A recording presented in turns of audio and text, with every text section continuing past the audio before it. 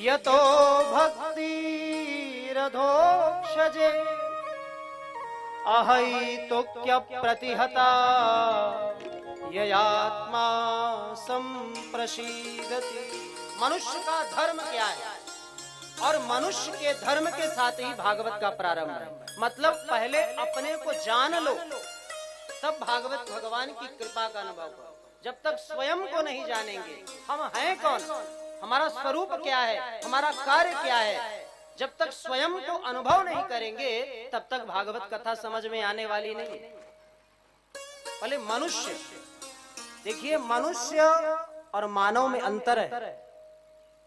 भगवान जन्म देते हैं मानव योनि में, पर मनुष्य जन्म लेने के बाद व्यक्ति बनता है। मनुष्य कौन है? जिसमें मनुष्यता है वही मनुष्य है। और मनुष्यता का स्वरूप क्या है? इंसान कौन है? जो माँ बाप को सताए वही इंसान है। जो एक दूसरे में लड़ाई लगाए क्या वही इंसान है? वही मनुष्य है? क्या यही मनुष्यता है? जीवन लकड़ी के भांति है भक्तों। एक लकड़ी है और एक ही लकड़ी के कई कार्य होते हैं।